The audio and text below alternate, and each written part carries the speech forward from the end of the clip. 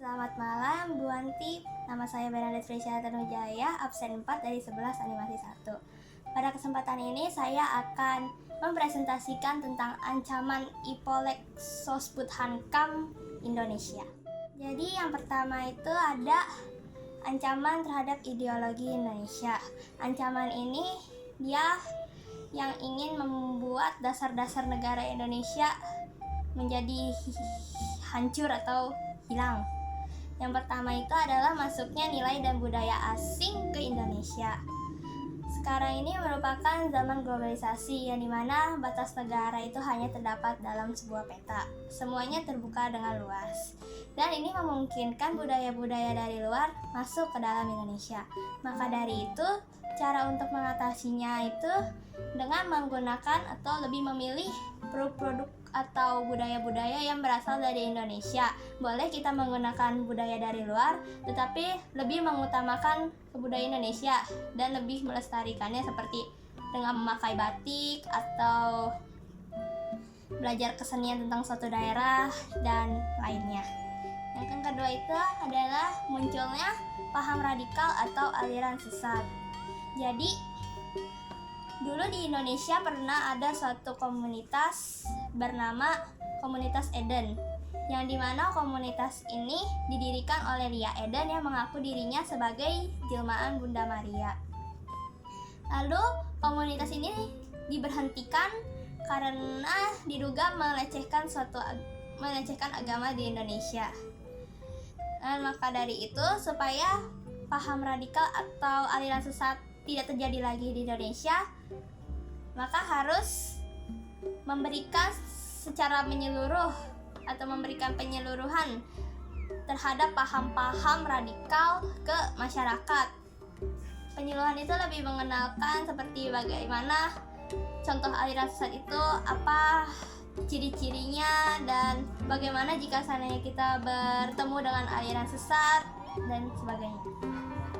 Dan yang ketiga ada penggantian ideologi Pancasila menjadi ideologi lainnya. Waktu itu pernah didirikannya partai bernama PKI, Partai Komunis Indonesia. Partai Komunis Indonesia ini bertujuan untuk mengubah ideologi Indonesia darinya Pancasila menjadi ideologi komunis. Dan puncak dari komunis ini adalah G30 SPKI.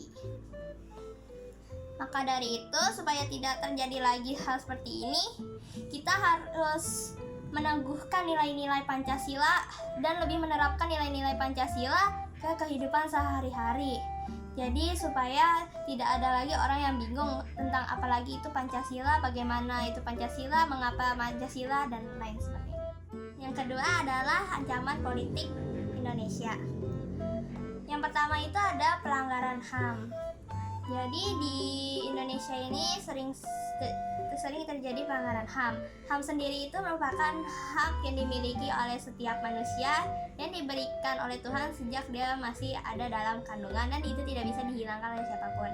HAM itu ada dua sifatnya, ada HAM berat dan HAM ringan. Pelanggaran HAM berat itu seperti membunuh atau hal-hal yang dapat menghilangkan nyawa orang lain.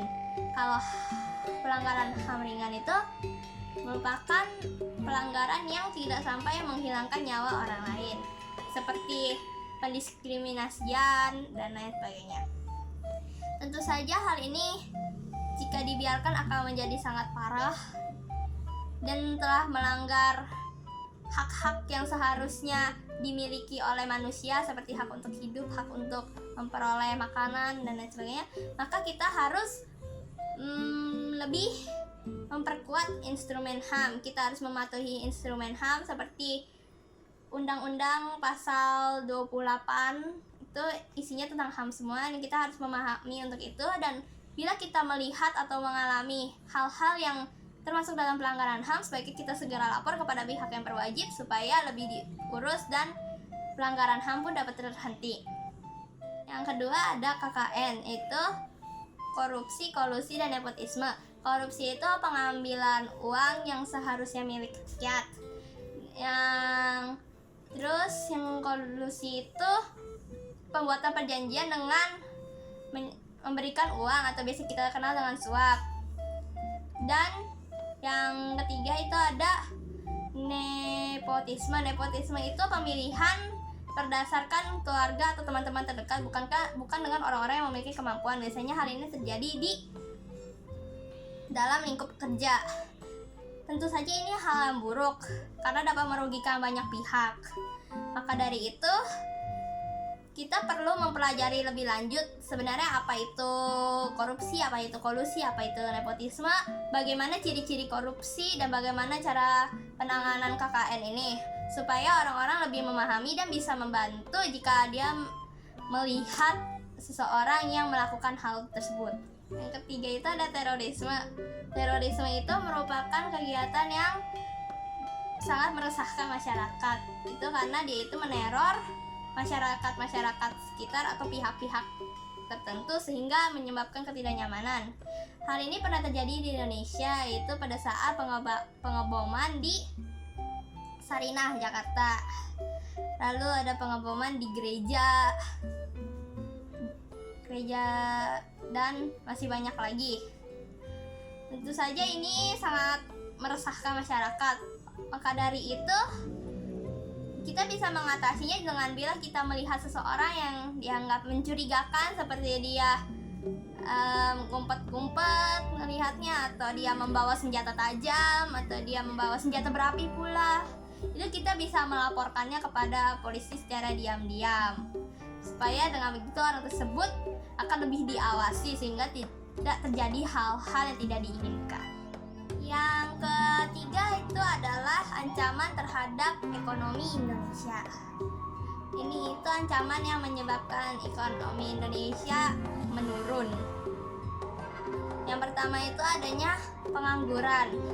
Pengangguran itu adalah orang yang tidak bekerja dalam waktu yang penuh, seperti pekerja kantoran yang full time, yang 8 jam kerja itu.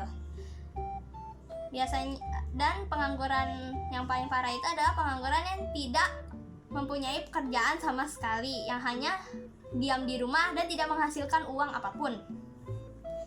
Tentu saja ini membuat perekonomian Indonesia semakin menurun karena tingkat kemiskinan semakin menaik. Maka dari itu, supaya pengangguran tidak terjadi, kita perlu melatih orang-orang dengan suatu keahlian atau dengan suatu kemampuan di bidang-bidang tertentu, supaya orang tersebut bisa menyesuaikan dirinya untuk masuk menjadi suatu pengusaha, atau bisa juga dengan menciptakan lapangan kerja sehingga dia memperoleh uang sehingga angka kemiskinan tidak menaik. Yang kedua adalah inflasi. Contoh inflasi itu seperti sekarang Indonesia sedang maraknya orang yang terkena virus corona. Oleh karena itu harga masker, hand sanitizer, dan lain sebagainya itu menaik. Nah, inflasi itu seperti itu. Awalnya inflasi itu merupakan barang-barang yang harganya normal, tetapi karena suatu kejadian harga itu menaik drastis, baik itu dalam jangka waktu yang panjang maupun dalam jangka waktu yang pendek. Tentu saja ini sangat merugikan masyarakat dan negara. Karena itu orang-orang yang menjualnya hanya mendapatkan keuntungan sepihak, sedangkan pihak yang lain itu dirugikan.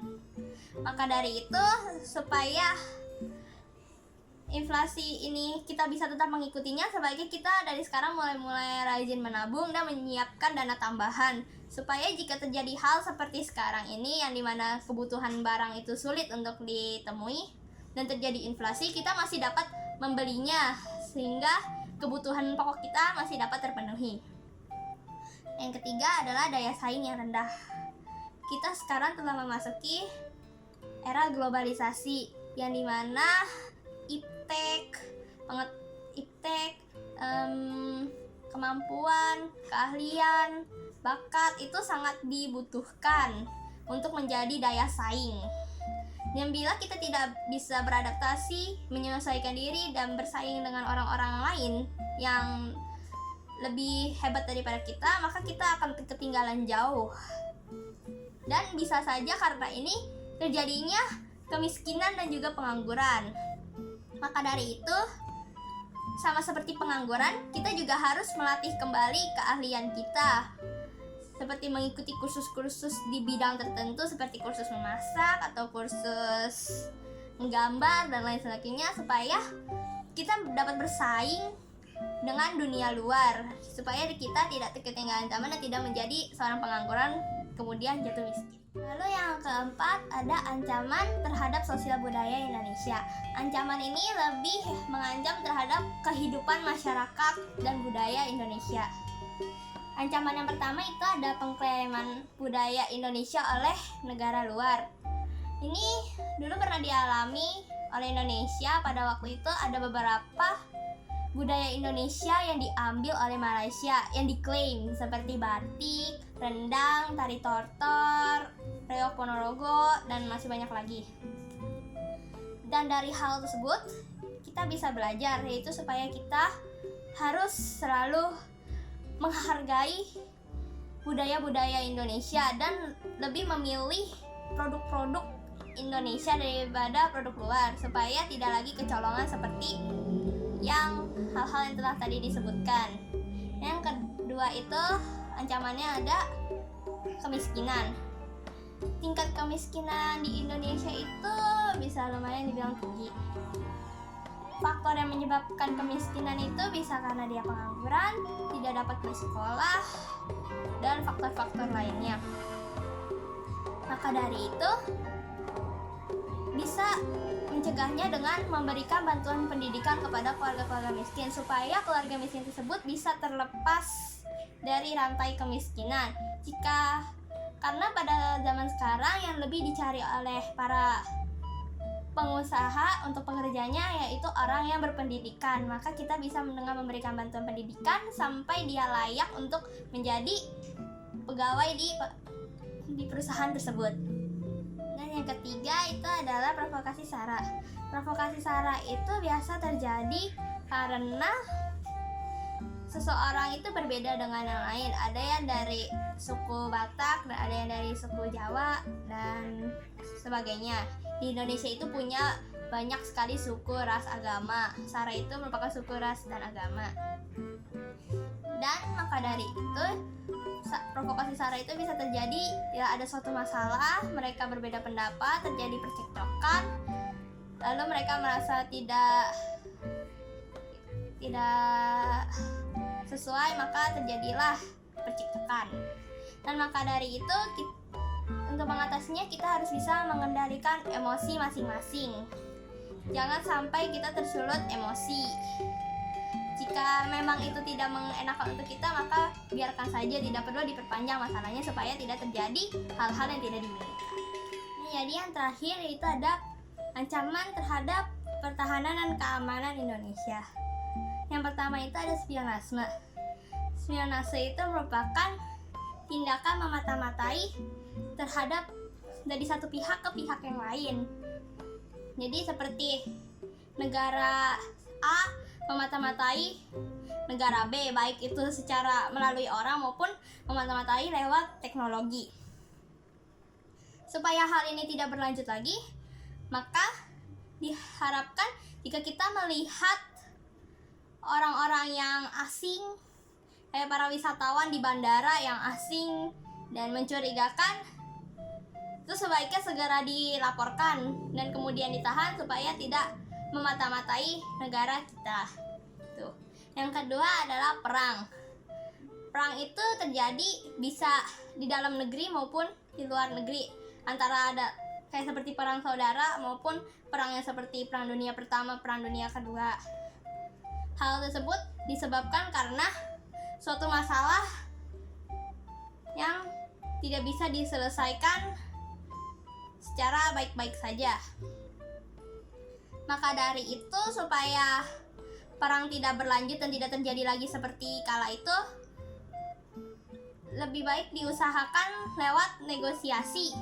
Jadi daripada perang, mending melakukan negosiasi dengan perjanjian apapun, dan supaya dengan begitu menghindari perang, karena perang dapat memakan banyak korban jiwa.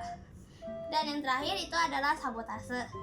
Sabotase itu adalah kegiatan pengerusakan tempat-tempat umum seperti telepon umum atau pengerusakan jembatan supaya tidak bisa digunakan, dan itu dapat menyebabkan suatu hal yang heboh di tengah masyarakat. Tentu saja ini sangat merugikan banyak pihak, baik pihak yang biasa memakainya itu maupun pihak yang telah membuat barang tersebut atau fasilitas tersebut, karena harus memperbaiki kembali. Maka dari itu, jika ada orang yang melakukan sabotase ataupun kegiatan-kegiatannya dapat merusak fasilitas yang telah disediakan, lebih baik segera ditangkap dan diserahkan kepada pihak yang berwajib supaya tidak terjadi hal-hal yang tidak diinginkan kembali dan tidak ada pengerusakan kembali. Sekian dari saya. Terima kasih dan maaf bila ada kata-kata yang kurang berkenan.